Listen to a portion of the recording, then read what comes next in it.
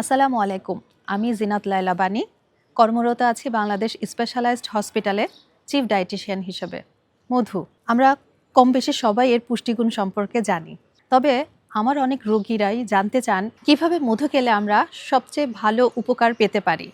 সকালবেলা খালি পেটে কুসুম গরম পানির সাথে 1 চা চামচ লেবুর রস এবং 1 চা চামচ মধু মিশিয়ে খেলে সেটি আমাদের ওজন কমাতে সহায়তা করে। মধুর সাথে আদার রস মিশিয়ে খেলে সেটি আমাদের ঠান্ডা বা কাশি কমাতে সহায়তা করে। মধুর সাথে কালো জিরে মিশিয়ে খেলে সেটি আমাদের রোগ প্রতিরোধ ক্ষমতা বাড়াতে সহায়তা করে। সকালে আমরা নাস্তায় রুটি বা পাউরুটির সাথে জেলি মিশিয়ে খেয়ে থাকি, তো সেটির বিকল্প হিসেবে আমরা মধু মিশিয়ে খেতে পারি, কারণ মধুতে রয়েছে অ্যান্টিব্যাকটেরিয়াল, অ্যান্টিঅক্সিডেন্ট এবং অ্যান্টি ইনফ্ল্যামেটরি উপাদান, যা আমাদের স্বাস্থ্যের জন্য অনেক উপকারী।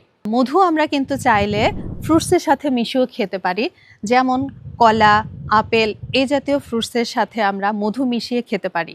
অনেক সময় দেখা যায় বাচ্চারা যখন 1 বছরের উপরে হয়ে যায় বয়স, তাদেরকে আমরা দুধের সাথেও মিশিয়েও দিতে পারি। এছাড়া দেখা যায় বাচ্চাদের আমরা অনেক সময় বিভিন্ন রকমের স্মুদি তৈরি করে থাকি, সেখানে চাইলেও আমরা মধুটি ব্যবহার করতে পারি। মিষ্টি জাতীয় খাবার বা ডেজার্টের সাথেও কিন্তু আমরা হোয়াইট সুগারের পরিবর্তে মধুটি ব্যবহার করতে পারি। এছাড়া আমরা মধু চায়ের সাথেও কিন্তু খেতে পারি চিনির বিকল্প হিসেবে, যেটি কিনা আমাদের আয়ুর্বেদিক হিসেবে কাজ করে থাকে। রিজিক, শুদ্ধতা ছড়িয়ে যাক।